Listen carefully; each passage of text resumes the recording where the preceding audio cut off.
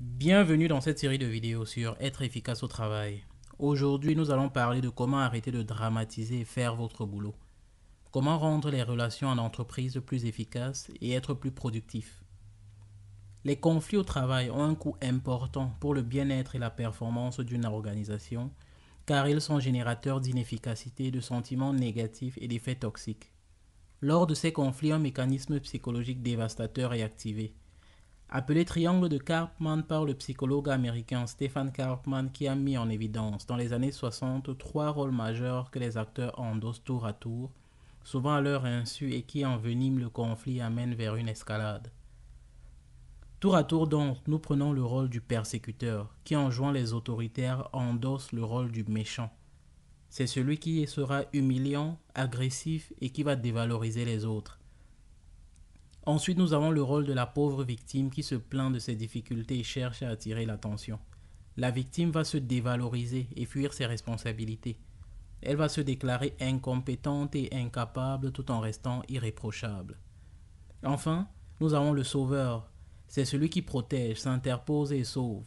Il est prêt à voler au secours de la victime, quitte à être intrusif et mêle tout. Il infantilise et empoisonne la relation. Lorsque ces rôles prennent place en entreprise, la communication est réduite, le transfert d'informations est coupé et le travail n'est pas fait de façon efficace. Prenons un exemple. Supposons qu'un employé vienne à vous et vous demande de l'aide car il n'arrive pas à avoir des informations précises de son collègue. Il ne me donne pas assez d'informations et je ne peux pas faire mon boulot. Ce qui se passe ici, c'est que l'employé 1 est en train de dire qu'il est impuissant et victime de l'employé 2 qui le persécute. En tant que chef, votre instinct naturel sera sûrement de dire « Bien sûr que je t'aiderai ». En faisant cela, vous endossez automatiquement le rôle du héros.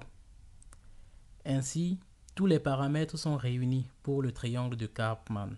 Comment sortir de cette situation, me demanderez-vous? Le plus important est de prendre conscience que ces rôles que nous jouons et que nous attribuons aux autres ne sont pas réels. Comment appliquer cela dans l'exemple ci-dessus?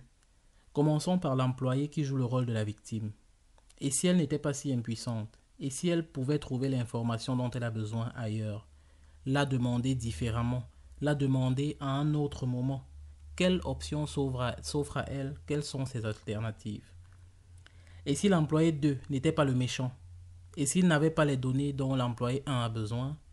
Et s'il ne savait pas où les trouver? Et s'il ne connaissait pas l'importance que ces données ont pour l'employé 1? Et s'il avait d'autres priorités? Et s'il était occupé? Et si le manager, quant à lui, n'était pas le héros? S'il n'était pas la seule personne capable de jouer les intermédiaires? Est-il possible de les encourager à mieux travailler ensemble? Quelqu'un d'autre a-t-il la possibilité d'avoir ces informations? Quelles sont les options qui s'offrent ici au manager? Vous remarquerez donc que nous parlons à présent des options, des alternatives pour résoudre le problème et faire le boulot nécessaire. La prochaine fois que vous vous retrouverez dans une situation pareille, dites-vous que ces rôles ne sont pas réels et commencez à chercher des alternatives et des options. Vous serez donc plus enclin à le faire, à faire le boulot et garder votre relation saine. Merci d'avoir regardé, n'oubliez pas de vous abonner et de partager.